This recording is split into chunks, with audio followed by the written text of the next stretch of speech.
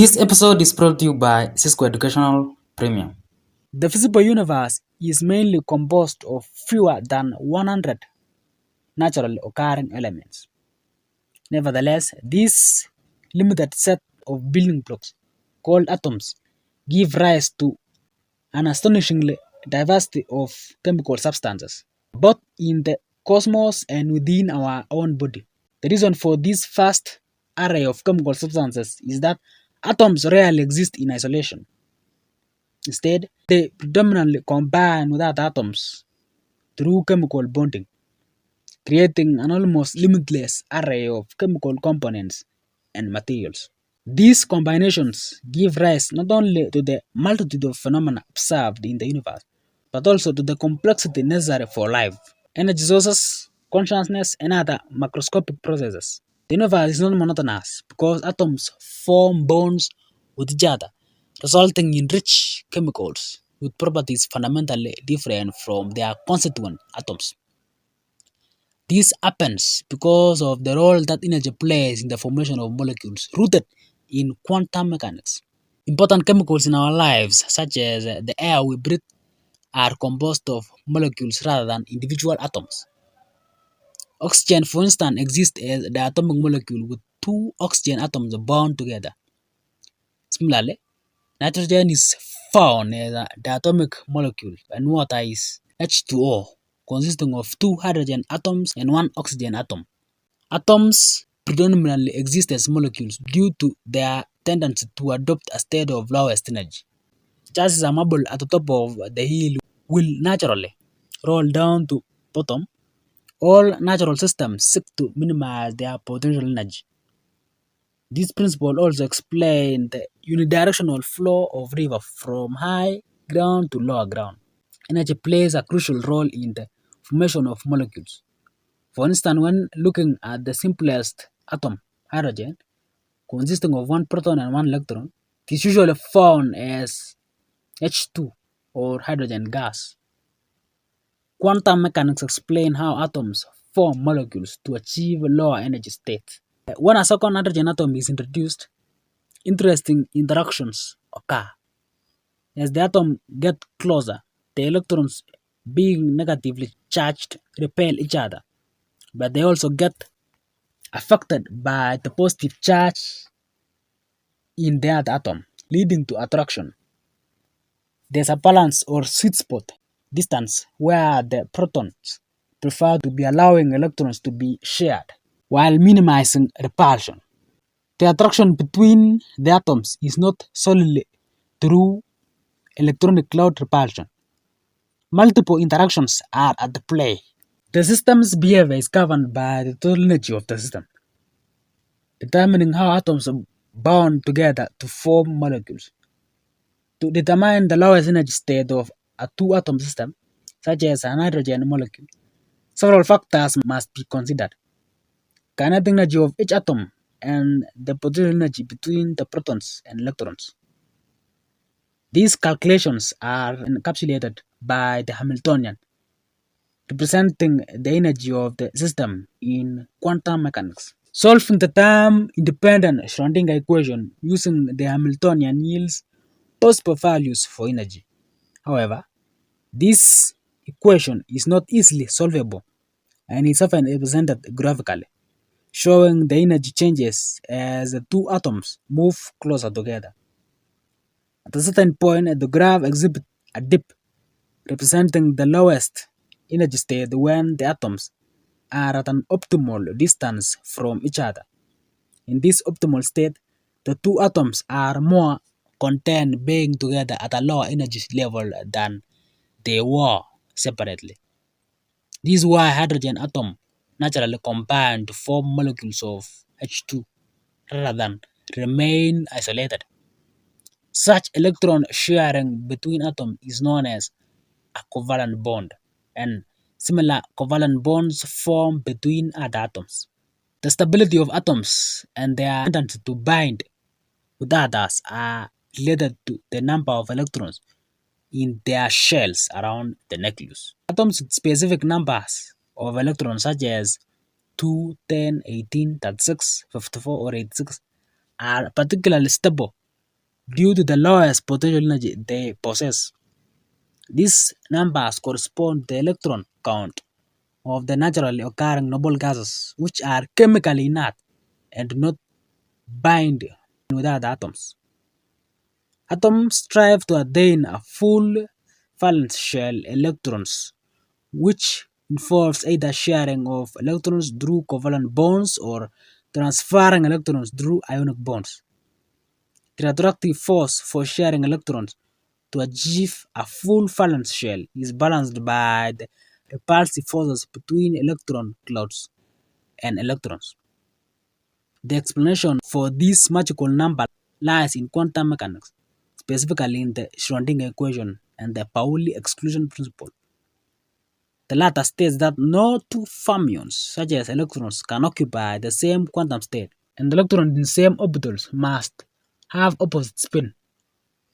By combining these principles, these specific sequences of numbers are determined as the ones resulting in the lowest potential energy of chemical systems. In complex calculations involving many atoms like in water, approximations like the most potential equation are commonly used. These calculations show bond lengths that leads to the lowest potential energy of the molecule. Ultimately, quantum mechanics helps us to understand how nature behaves, but it doesn't provide the underlying reason on why nature is as it is. It merely illuminates the working of nature without explaining the fundamental why. Neutron stars are some of the extreme entities found in the universe. They appear as colossal atomic nuclei with diameter stretching over kilometers and possessing mind-blowing density and violence. But how can such a phenomenon possibly exist? The existence of a star is intricately balanced between its gravitation force and radiation pressure stemming from fusion reaction at its core. Within a star's core, hydrogen undergoes fusion and transforms into helium. As time passes, the hydrogen supply depletes, and if the star is massive enough, helium begins fusing into carbon. As these massive stars evolve, their cores undergo layering with progressively heavy atomic nuclei accumulating at the center. Carbon further fuses to neon, which further transforms into oxygen and silicon. Ultimately, the fusion process reaches iron, an element that cannot undergo further fusion. When the fusion process halts, the radiation pressure diminishes rapidly, causing the star to lose its equilibrium. If the core mass exceeds about 1 to 4 solar masses, a catastrophic collapse ensues. The other part of the core accelerates with velocities reaching up to 70,000 kilometers per second as it collapses inwards towards the star's center. At this point, all the fundamental forces operating within an atom come into play to counteract gravitational collapse. The quantum mechanical repulsion between electrons is overpowered, leading to electrons and protons to merge into tightly packed neutrons. The other layers of the stars are finally expelled into space during a supernova explosion. Now we witness the emersion of a neutron star. Its mass varies between 1 and 3 times that of our Sun, compressed into a compact object with a diameter of approximately 25 kilometers. It contains the equivalent mass of about 500,000 Earths, akin to the size of Nairobi. The neutron star density is so extreme that 1 cubic centimeter of its material holds the same mass as an iron cube spanning 700 meters across. That explains why the Hawk can not lift Mjolnir. Sorry guys, just think aloud. Sci-fi. This quantity amounts to roughly 1 billion ton, comparable to Mount Everest mass, confined within the space of a sugar cube. The gravitational pull of a neutron star is remarkably potent as well. Dropping an object from 1 meter above its surface would cause it to hit the star in 1 microsecond and accelerate to velocity of 7.2 million kilometers per hour. The surface of a neutron star displays an exceptional flatness, with irregularities not surpassing 5 millimeters. It possesses an extremely thin atmosphere of hot plasma. The neutron star surface reaches approximately 1 million Kelvin, contrasting with our star temperature of 5,800 Kelvin. The crust is incredibly solid and likely composed of ion atom nuclei lattice and dispersed with a sea of electrons. As we approach the core, the number of neutrons increase while protons decrease, eventually resulting in an immense mixture of indistinguishable neutrons. The core of neutron stars remains enigmatic and mysterious. Although we haven't fully grasped their properties, the prevailing belief suggests that they may be composed of superfluid neutron degenerate matter or an ultra-dense quark matter called quark-gluon plasma. These peculiar states of matter defy conventional understanding and can only thrive in ultra-extreme environments. In many aspects, a neutron star bears resemblance to a colossal atomic nucleus, distinguished mainly by the forces binding them together. Atomic cores are governed by strong interaction, while neutron stars are governed by gravity. If it weren't already extreme enough, let's explore some other attributes. Neutron star exhibits incredible fast rotation, with young ones spinning several times per second. If a nearby star is unfortunate enough to be captured by neutron star gravitational pull, it can accelerate its rotation to several hundred times per second. As in the case of PSR J17482446AD, which spins at an approximately 252 million kilometers per hour, this rapid rotation leads to a peculiar star-shaped. We designate these objects as pulsars due to their emission of strong radio signals. Additionally, the magnetic field of a neutron star is approximately 8 trillion times stronger than Earth's magnetic field. This magnetic force is so potent that it bends the path of atoms as they come under its influence. The subatomic realm can be a perplexing place, but you would assume that we've studied atoms long enough to at least comprehend their most fundamental properties. Things like how large a proton is, and based on several experiments, we scientists believe that we have a pretty good grasp on it. However, an ingenious 2010 experiment returned with a very dissimilar number for the size of protons, challenging what before we knew. After nearly a decade of re-examination, we now believe that we have resolved what is known as the proton radius mystery. Before we delve into the details of the latest findings, I must correct the information about atoms.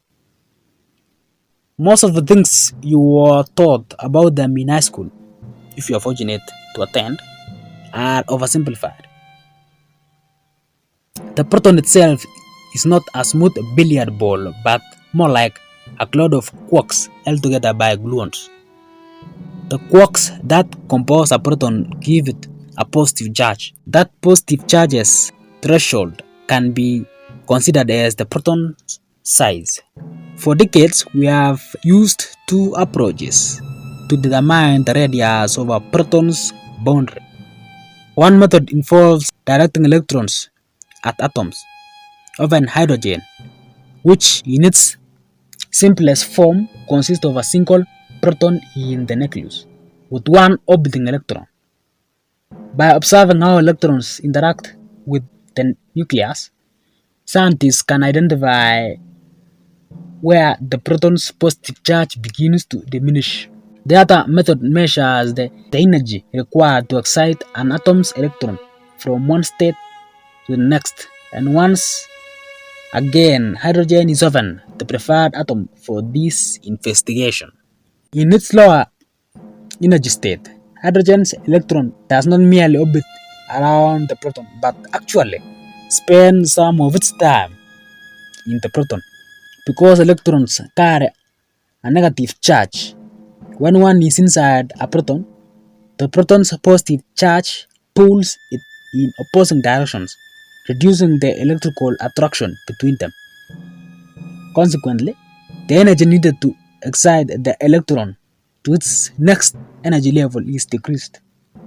Thus, the hypothesis suggests that the larger the proton, the more time an electron will reside within it, resulting in weaker atomic binding. By measuring the energy required for an electron inside a proton to transition to the next energy state, we can reduce the size of protons. Over the years, these two methods more or less agreed that the proton's radius was approximately 0.867 femtometers, and all was well until about a decade ago when someone had a brilliant idea of substituting hydrogen's electron with a muon. Muons are similar to electrons in every aspect except they are 207 times more massive.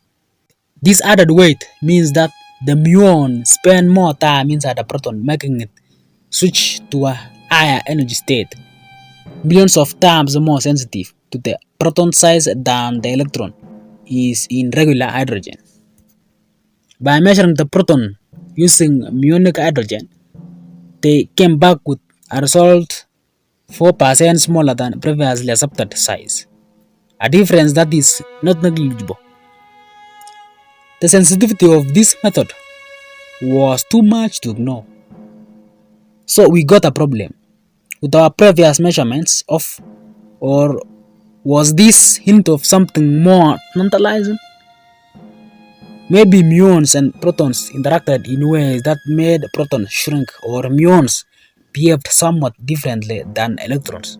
Maybe the discrepancies would reveal some heretofore unknown physics or even new elementary particles.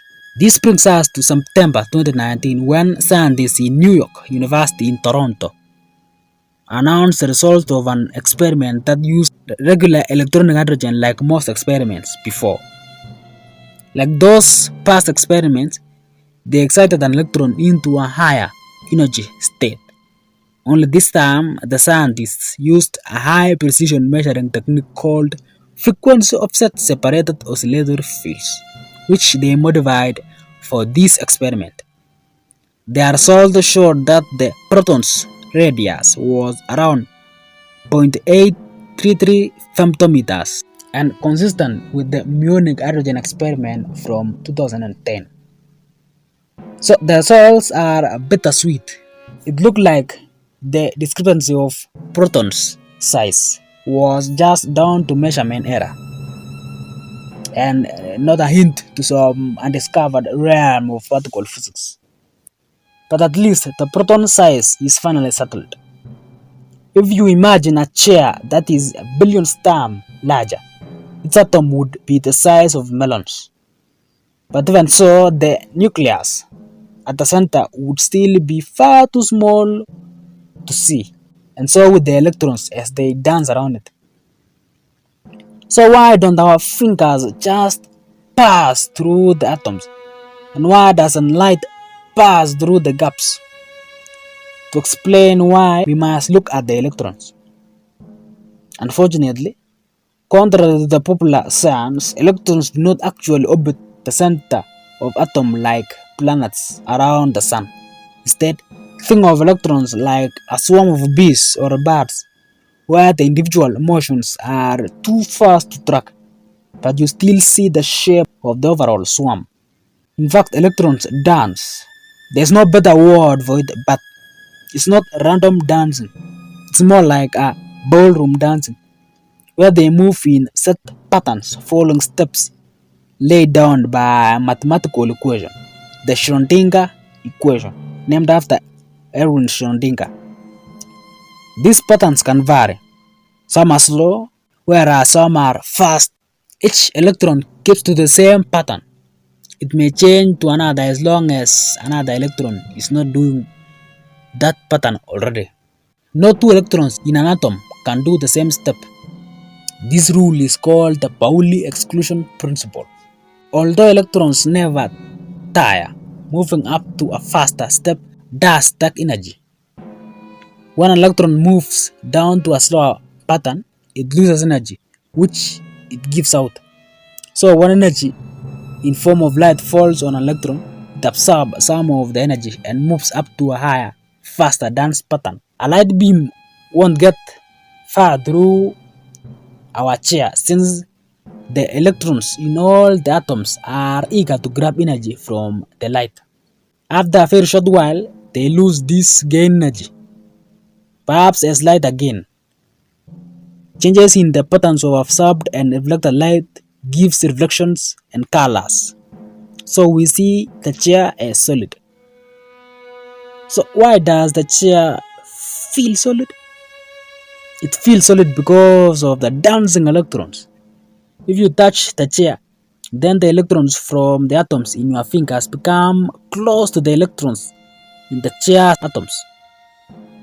As the electrons in one atom get close enough to the nucleus of another, the patterns of their dance is changed.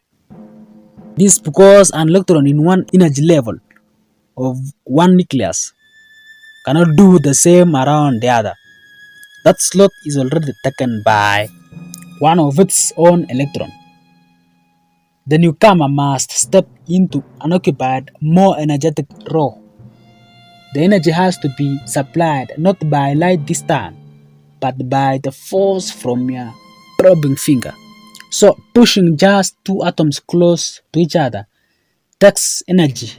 Trying to push all the chair's atoms and finger atoms together demands an awful lot of energy, more than your muscles can supply. You feel that as resistance to your finger, which is why and how the chair feels solid to your touch. Cisco Educational Premium is a section of Cisco Educationals with content that is not hosted here. There are episodes ranging from long to short videos. Remember those good old shots of ours? They are there. So how do we get there? Use the link on screen or in the description or in the pinned comment below. Enjoy yourself. And I will see you in the next episode of Cisco Educationals.